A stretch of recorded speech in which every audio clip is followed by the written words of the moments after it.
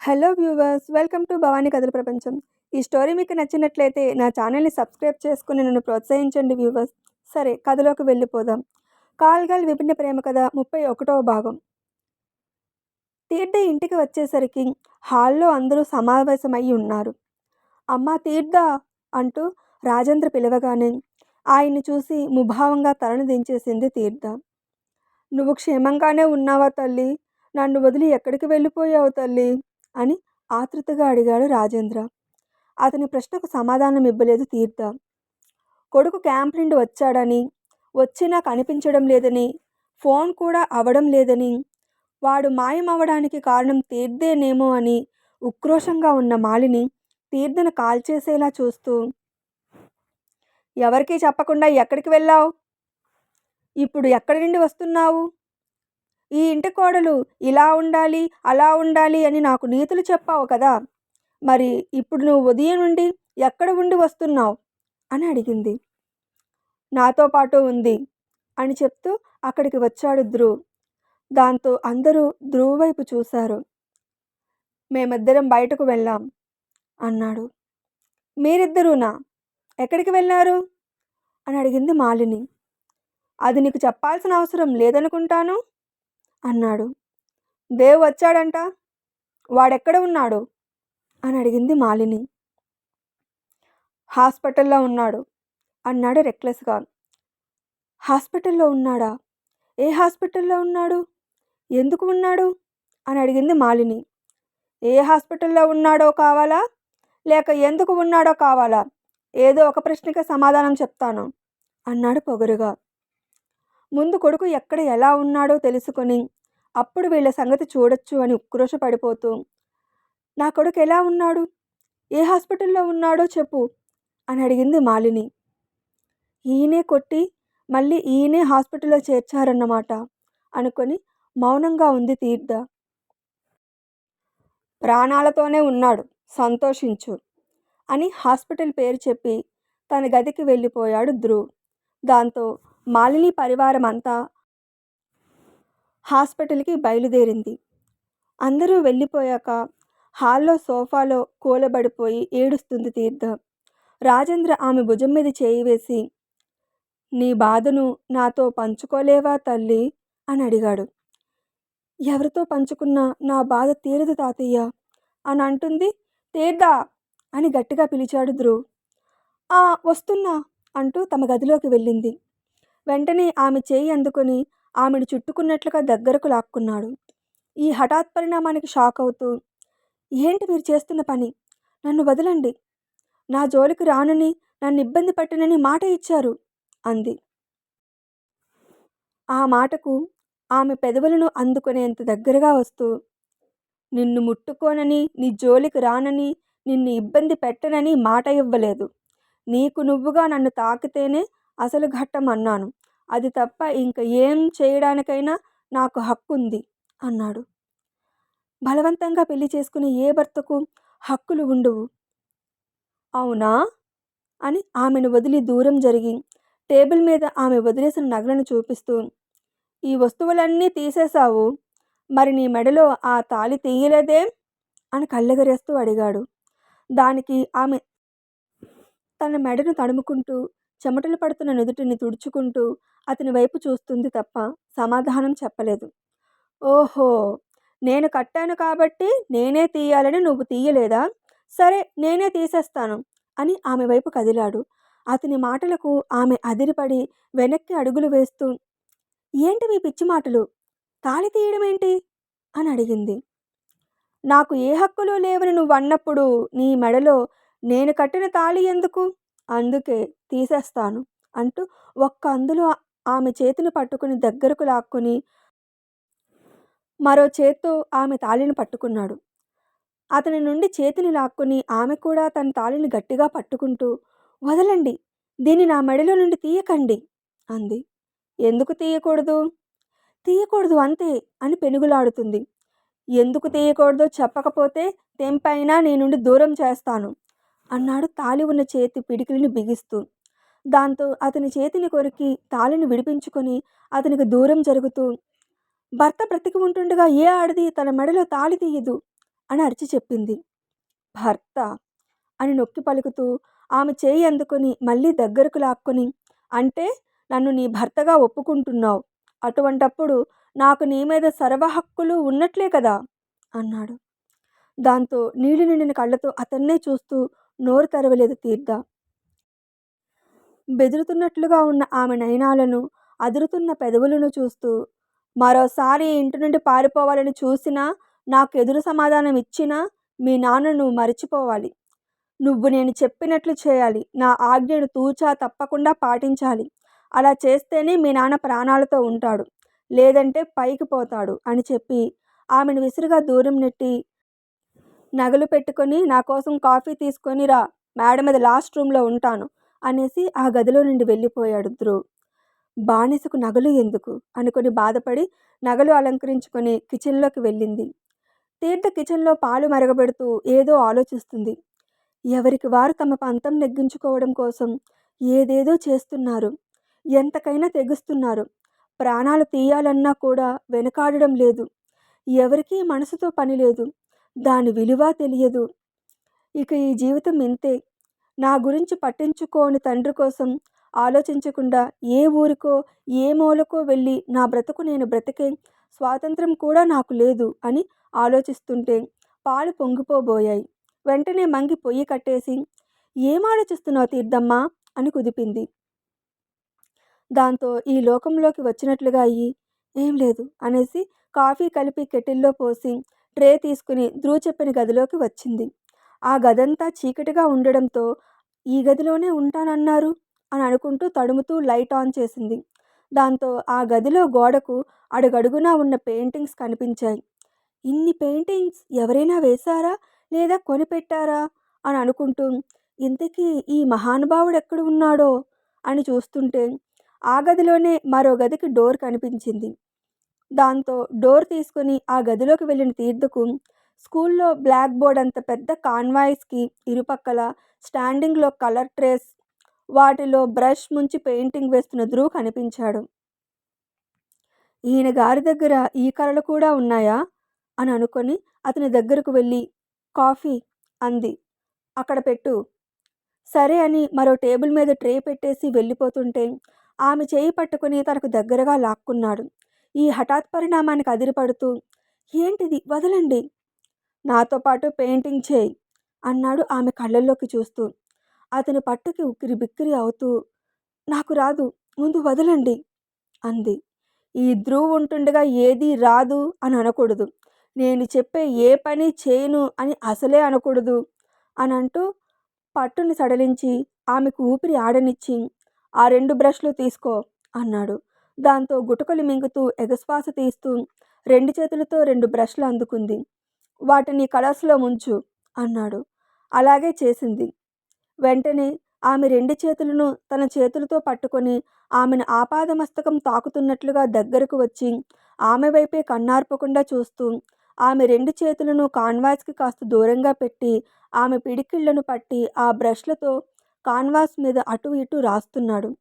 అతనికి అంత దగ్గరగా ఉన్న ఆమె గుండెదడ పెరిగిపోతుండగా తన వైపు తీక్షణంగా చూస్తున్న అతని చూపుకి ఎగశ్వాస తీస్తూ అతని చేయి వదిలితే పారిపోవాలి అన్నట్లుగా బెదురుగా చూస్తుంది. అతను మాత్రం ఆమె కళ్ళ నుండి చూపు తిప్పకుండా నచ్చిన రంగుల్లో ఆమె చేతిలో ఉన్న బ్రష్లను ముంచుతూ పెయింటింగ్ చేస్తూ ఒక్క క్షణం ఆమె చేతులను వదిలాడు. హమ్మయ్య అన్నట్లుగా అతని వైపు చూసి వెంటనే అక్కడి నుండి పారిపోవాలన్నట్లు కదలబోయింది. కానీ ఆమెకు ఆ ఛాన్స్ ఇవ్వకుండా అతని కుడి చేత్తో ఆమెను పట్టి ఆపి ఎడమ చేతితో ఆమె ఉదరభాగం చుట్టూ పట్టు బిగించి వెనుక నుండి ఆమెను చుట్టుకొని ఆమె భుజం మీద తలను ఆనించి తన కుడి చేత్తో ఆమె కుడి చేతిని పట్టుకొని మళ్ళీ పెయింట్ వేస్తున్నాడు. అతని గుండె చప్పుడు ఆమెకు తెలుస్తుంటే, అతని చిరుగడ్డం భుజాన్ని తాకుతుంటే ఆమె తామరాకులా వణుకుతూ అతనికి దగ్గరగా ఉండాలంటే ఆమెలో కలిగే భయం మరి కాస్త పెరుగుతుండగా ఆమె శరీరం సన్నగా వణుకుతుంది. ఆమె కంగారు అతనికి తెలుస్తుండగా, నా పెదవికి దగ్గరగా ఉన్న నీ చెంపను కొరకాలని ఆశగా ఉంది, కొరకనా అని ఆమె చెవి దగ్గర చిన్నగా అన్నాడు. అతని శ్వాస స్వరం ఆమెలో భయాన్ని పెంచుతుంటే పయ్యద ఎగిరెగిరి పడుతున్నట్లుగా అదిరిపడుతుండగా, నాకు కిందన పని ఉంది, నన్ను వదలండి అని తడారిపోయిన గొంతుతో అతి కష్టంగా తడబడుతూ చెప్పింది. నా చేతి స్పర్శకు నీ శరీరం ఎప్పుడు వణకడం ఆపితే అప్పుడు నువ్వు కిందకు వెళ్ళిపోవచ్చు అన్నాడు అతని గుండెలకు ఆమెను మరికాస్త దగ్గరగా అదుముకుంటూ. ఆమెలో క్షణక్షణానికి వణుకు, గుండెదడ పెరుగుతుంది తప్ప తగ్గడం లేదు. పాపం అనుకున్నాడో ఏమో ఆమెనంత కష్టంగా వదిలి, పో, పోయి పని చేసుకో అన్నాడు. వదలడమే చాలు అన్నట్లుగా అతని బాహువుల నుండి ఆ గదిలో నుండి పరుగున వెళ్ళిపోయింది. ఆమె పరుగు చూసి చిన్నగా నవ్వుకొని మళ్ళీ పెయింట్ వేయడంలో మునిగిపోయాడు ధ్రువ్. తీర్థ ఉదయం లేచి స్నానం చేసి రెడీ అయి ఆ గదిలో నుండి బయటకు కదలబోతుండగా వొమిట్ వస్తున్నట్లుగా అనిపించి పరుగున వాష్రూంలోకి వెళ్ళి వొమిట్ చేసేసింది. దాంతో కడుపంతా అదో మాదిరిగా ఉంటుండగా, ఏంటి నిన్న ఏం తిన్నాను, నేను అతిగా ఏం తినను, మరెందుకు వొమిట్ అయ్యింది అని అనుకుంటున్న ఆమెకు ఏదో గుర్తుకు రాగానే భయంతో కళ్ళను నిలబెట్టేసి గబగబా గదిలోకి వచ్చి క్యాలెండర్ తిరగవేసి ఏదో చెక్ చేసుకుని షాక్ కొట్టినట్లుగా అయిపోయి అలా బిగుసుకుపోయింది. ఆమెకు కన్నీరు ఆగడం లేదు. లేదు, అది అయ్యుండకూడదు అని అనుకుంది. మళ్ళీ అంతలోనే ఎందుకు అయ్యుండకూడదు, అదేనేమో, ఆ విషయం జరిగిన తర్వాత పీరియడ్ కూడా రాలేదు అని అనుకొని ఏడుస్తూ నేను వెంటనే డాక్టర్ దగ్గరికి వెళ్ళాలి అని అనుకుంటుంది. ధ్రువ్ నిద్రలేచి ఆమె ముఖం చూసి కంగారుగా ఆమె దగ్గరకు వచ్చి, ఏం జరిగింది, ఎందుకలా ఏడుస్తున్నావు అని అడిగాడు. అది అది అని అంటుంది కానీ ఏం చెప్పలేకపోతుంది. దాంతో తీర్థ అని కాస్త గట్టిగా అరిచి ఆమె ఏడుపు ఆపించి, ఇప్పుడు చెప్పు ఏం జరిగింది అని అడిగాడు. నేను నేను వెంటనే లేడీ డాక్టర్ దగ్గరికి వెళ్ళాలి అంది. ఎందుకు? అది అది నేను నేను ప్రెగ్నెంట్నేమోనని నాకు అనుమానంగా ఉంది అంది ఏడుస్తూ. వాట్ అన్నాడు అయోమయంగా. దాంతో ఇంకా ఎక్కువగా ఏడుస్తూ, నేను వర్జిన్ కాదని మీకు ఇదివరకే చెప్పాను కదా, నేను నేను కాల్ గర్ల వేరెవరి దగ్గరకో అని ఇంక చెప్పలేక బెక్కుతూ ఆగిపోయింది. ఓహో, అందుకే ప్రెగ్నెంట్ ఏమో అని అనుకుంటున్నావా? సరే, డాక్టర్ దగ్గరకు వెళ్దాం. నువ్వు ప్రెగ్నెంట్ కాదు అని అన్నారనుకో, అప్పుడు అని అడిగాడు. మనసుకు ప్రశాంతంగా ఉంటుంది అంది. ఒకవేళ ప్రెగ్నెంట్ అయితే అని అడిగాడు.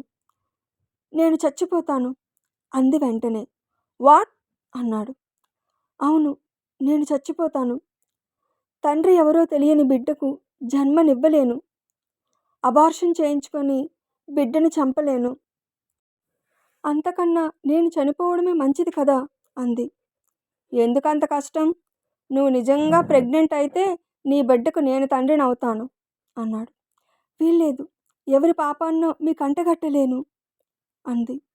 స్టాప్ ఇట్ నాన్సెన్స్ తీర్థ.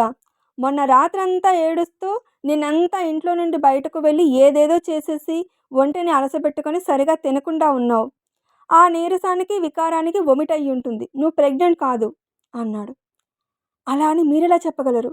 నన్ను వెంటనే డాక్టర్ దగ్గర తీసుకెళ్ళండి ప్లీజ్ అని బ్రతిమలాడింది.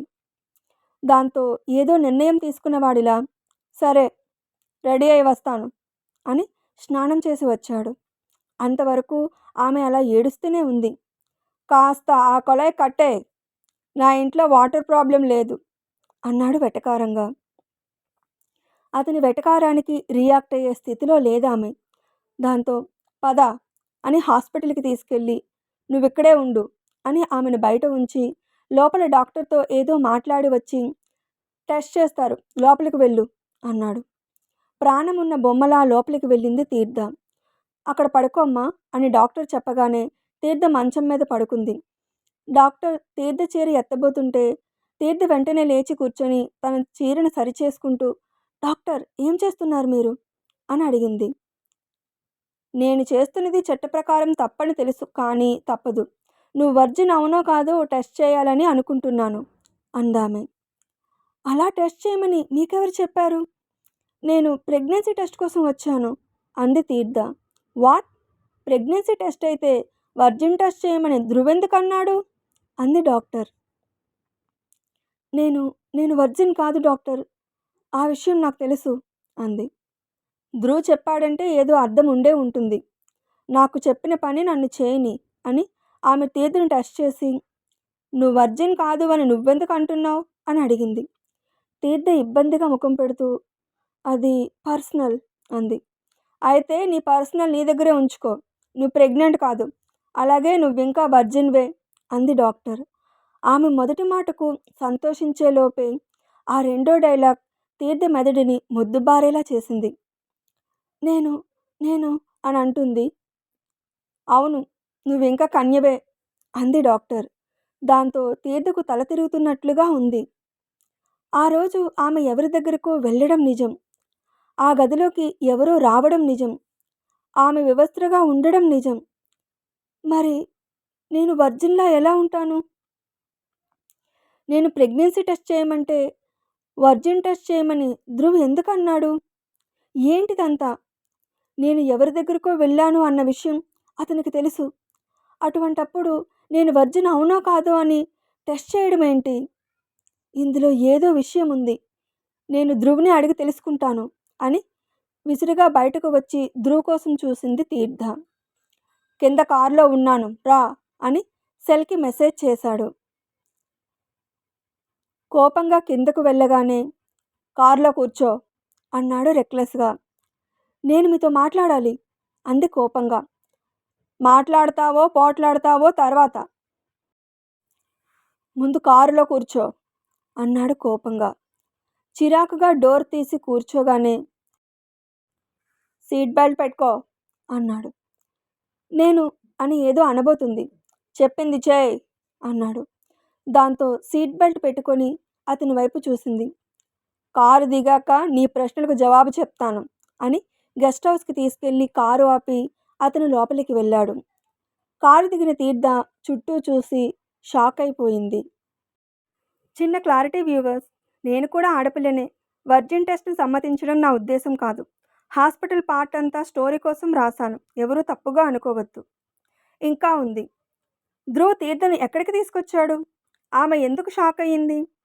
తీర్థ వర్జిన్ అయితే మరి ఆ రోజు తీర్థ వెళ్ళిన గదిలో ఏం జరిగింది? ఆమె దగ్గరకు వచ్చింది ఎవరు? ధ్రువ్ ఎందుకు వర్జిన్ టెస్ట్ చేయమని చెప్పాడు? ఈ విషయాలు తెలియాలి అంటే తదుపరి భాగం కోసం ఎదురు చూడక తప్పదు. స్టోరీ నచ్చితే కామెంట్ చేసి అప్డేట్కి లైక్ కొట్టి షేర్ చేయండి వ్యూవర్స్. అప్పుడే నా స్టోరీ ఎక్కువ మందికి చేరుతుంది. ఇంకా నా ఛానల్ని సబ్స్క్రైబ్ చేసుకొని వారు నన్ను సబ్స్క్రైబ్ చేసుకుని ప్రోత్సహించండి వ్యూవర్స్.